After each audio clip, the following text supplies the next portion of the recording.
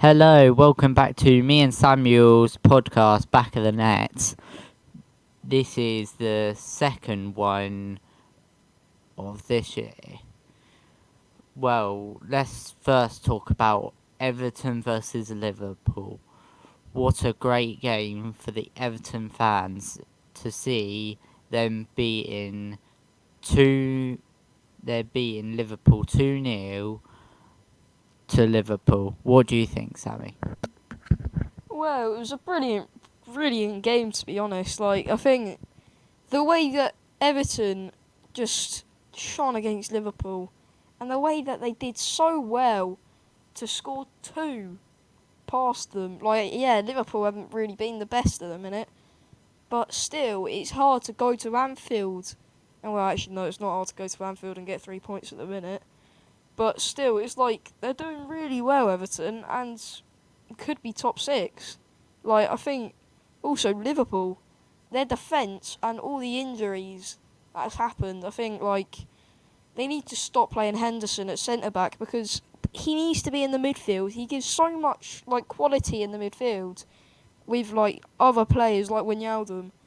Imagine if Liverpool didn't have any injuries, they would be a brilliant team. I think that's what they really need to have a look at and really need to sort out. It's where they play their players due to injuries. And I think Kabak, it was good to bring him in, but he needs to settle in a bit, and then we'll really see the best of him. Well, moving on to Man City, the team who are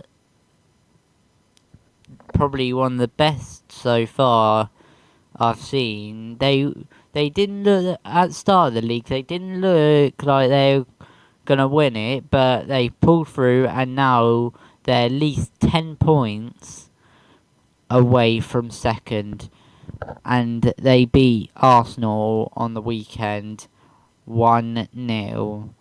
What do you think about that, Sammy? Well, it was probably quite a alright game to watch, but I think still 1-0. At least they got the 3 points. That's all you really care about if you're top of the league. Get the win. But I think Arsenal versus Man City or games like that just haven't really showed us, just on paper, you'd think them two would just be such an interesting game. We've also seen stuff like Liverpool v Tottenham, 0-0, I'm pretty sure that was. But games like that involving big clubs, they just always end up quite boring. And I think that's what, the Premier League at the minute is missing. Interesting games. But, well, there was an interesting game last night, actually, involving Saints and Leeds. 3-0 to Leeds. What a masterclass by Rafinha, the Brazilian international. The way he tucked away that free kick, and, Patrick Bamford as well. The side, he just placed it into the side netting. Thierry Henry, almost just calmly tucked it away. Brilliant game. Well, yeah, it was, but let's have a think about this. When Ward-Prowse lays off the chance for Che Adams to score, he gets the goal, but the referee pulls it back to say that he didn't blow the whistle. Where, in my opinion, I think that he did blow that whistle and that goal should have counted. But it was the referee's choice in the end. What do you think, Sammy? Well, to be honest, I think if the goals it was all down to the referee at the end because Ward-Prowse he kicked it as soon as the referee blew his whistle. So I feel like it should have stood, but in the end, it's all down to the referee. And if he thinks he made the right choice, then well, that's how the game's gonna go. You'll have some people saying no, it's a goal. The the fourth officials just hate Southampton. And then you'll have other people saying no, they're just playing to the he should have played to the whistle, which I think he should have because to be fair, Saints would have probably still scored.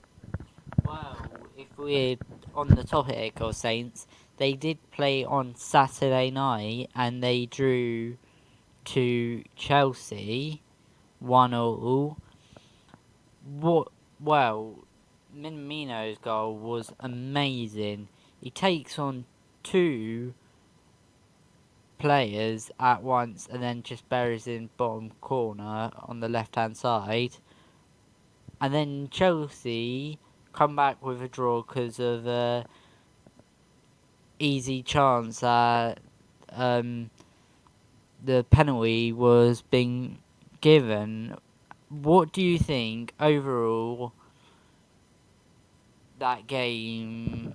Who do you think, if 3 points were given, who do you think it would be given to? Well, if anyone was going to win that game, it would have probably been Chelsea.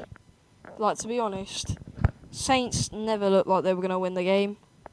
Minamino, good goal on that afternoon, quite a cloudy afternoon, like taking away two players with a fake shot, and then just outside of the foot, just little tapping, and open goal. But like the Mount penalty, good penalty. But then I think Chelsea, they just had too many chances to like compared to Saints, and Saints' poor run of form continues. Because, yeah, actually in the Wolves game they didn't play that badly. Neither in the Newcastle game. But, like, still, like I said, well, on paper, it just looks like they've been appalling. Which, to be fair, in some games they have. Yeah, that is a good point there, Sammy. But they've been pretty good in the FA Cup. They are now in the quarterfinals against one of their rival teams, Bournemouth. Bournemouth, who just got relegated by goal difference last year. What do you think that's gonna do to Saints' confidence? Do you think it's gonna boost it, or do you think it's just like if they lose, they're still gonna go down? What do you think, Sammy? I don't think they're going to go down. They're about 10 points. Actually, I think they're 15 points from relegation. But I think if they get to the semi-finals of the FA Cup, you never know. The magic of the FA Cup could make them win it. Who knows? But I think if they get the win against Bournemouth, it'll be a bit of a confidence booster, and then that could actually help them get back on form. Well, if we are comparing their loss difference, one of the times that we've seen this was when Ronald Koeman was managing us.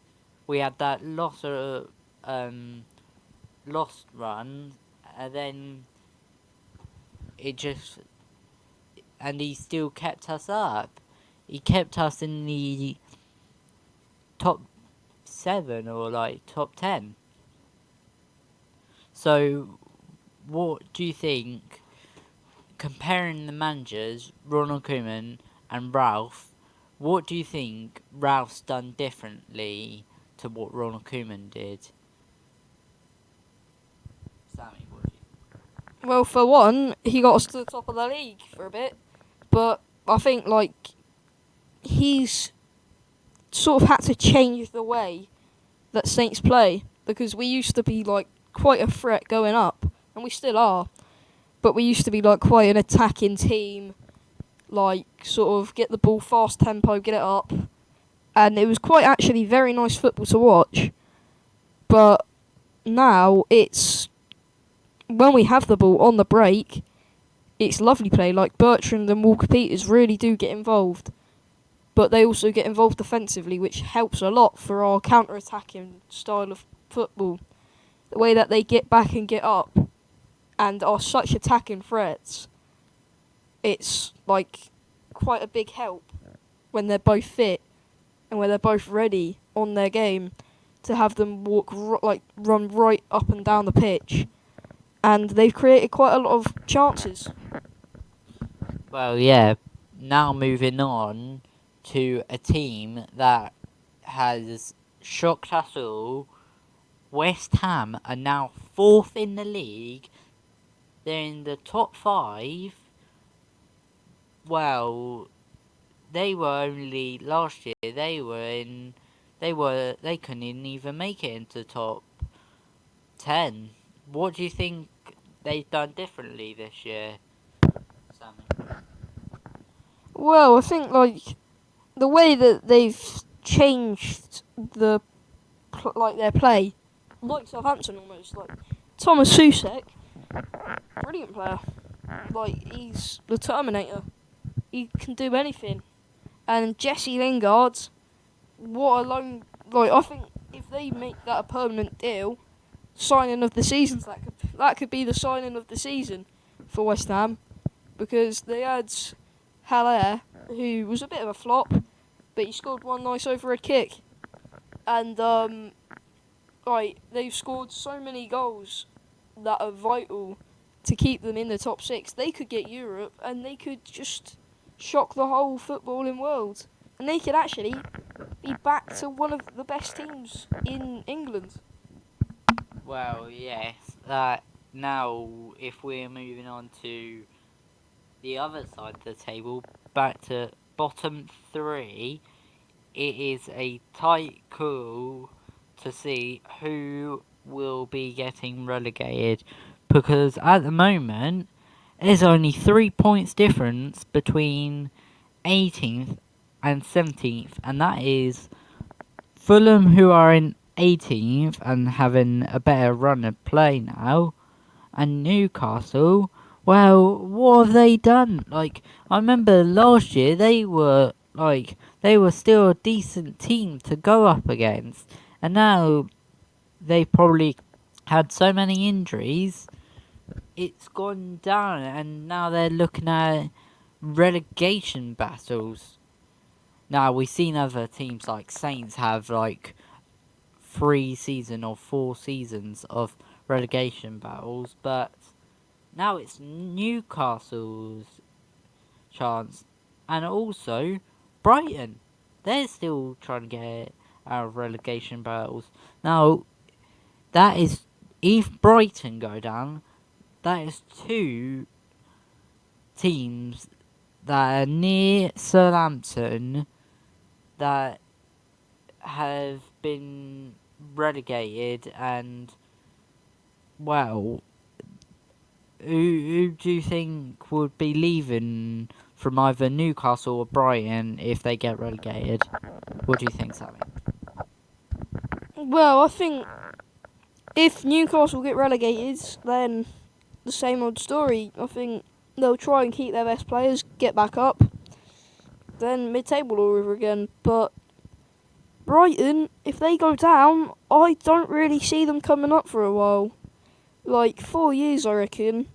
It would they'll take probably mid-table, stay mid-table for a couple of years, then they'll go for a bit of promotion, playoffs, and then one day they'll get up. Like we saw how long it took Leeds to get up to the Premier League again, and now they've done it.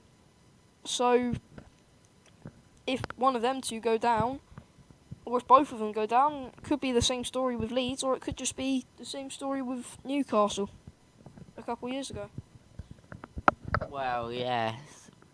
Leeds, going back to Leeds, they have done and probably one of the best nearly out of all the people I've seen, like coming back up from a tough league to now an extreme tough league to play against some of the top teams in England.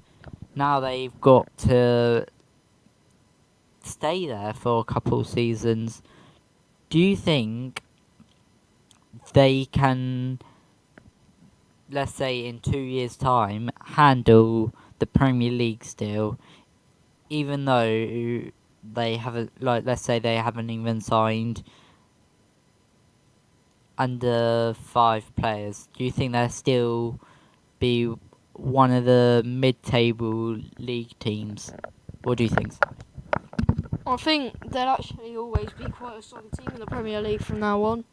Like, you saw it when Saints came up, they've been quite decent. Like, mid-table a lot of the years, apart from the last couple. And I think Leeds, they'll be 9th, 10th, 11th. And they'll be battling to fight for top 8. But I think you'll see them more around 8 to 12th. Or on a bad season, 13th and 14th. Just a bit like Saints, really. They're going to be a mid-table team who you don't really like going against, but on the odd day, you'll get a solid win against. Well, to talk about the teams that are in top 3, well, 2 of the teams, actually, I should say, Man City and Man U. The last time they've been first and second was when Aguero just snatched a winning goal to make sure that Man City would win the league. Well, that was like a amazing game for anyone to watch. Anyone at that stadium would remember that for so long. But what do you think the difference is now? Because they were so close last time they were first and second. What's the difference between the teams from back then to now? Well, my opinions is that they've got more younger players, youth players for Man City, like Phil Foden. He's a young player. He plays in the England squad and he plays in one of the top teams. But with Man U, they seem to bring in players like Cavani. He's done pretty well for coming into the Premier League. And they had Pogba. He had a alright start, but it hasn't been that great lately. But what do you think the difference is, Sammy? I think the difference between both teams, or like from now and then, is then City would score loads of goals and they still do, but now City just like you actually enjoy watching City more now. Like you used to think, oh, City 1-1 draw against QPR or something like that. But no, now it's City. If they did play like a team like QPR or something like that, 5-0 you think, 6-0 you think it would be a hammering, and like United, you think, oh, back then we had 2-1 win, sort of sloppy performance, but now they'll probably win about 4-0, 5-0. And Fernandes has been such a big help for them. He's gonna be, I think, if Ronaldo and Messi weren't around anymore, he could be a very big contender for the Ballon d'Or. Well, yes, I think Bruno has done well. Like, he's had, I think it's about 6 now, Player of the Month. Like, I don't think I've seen anyone have that many Players of the Month. Like, last year and this year, he's done pretty well for them, and, well, who knows, he could go off to somewhere either better or he could stay at Man U and do what he's doing at the moment. Well, thank you for watching our listening to our podcast, I should say. And please put in your comments for other leagues that we should be doing and we should be talking about. It would be good to hear all your comments. But it was amazing to see how many people were actually watching our last podcast, and hoping we can still get that for this one. Anyone, please subscribe to our channel because it would help us. Let's say we want 10 subscribers, that'd be helpful. Like, me and Samuel love doing these podcasts, and it's just really helpful. I know we said in our last podcast we'd be doing them on Sundays, but we might do them either Sundays, Mondays, or Wednesdays. It depends on if there's a game on Tuesday or Monday. Anyway, thank you for listening to our podcast, and we will see you again in our next podcast. It's goodbye from me, and it's goodbye from Sammy. Goodbye.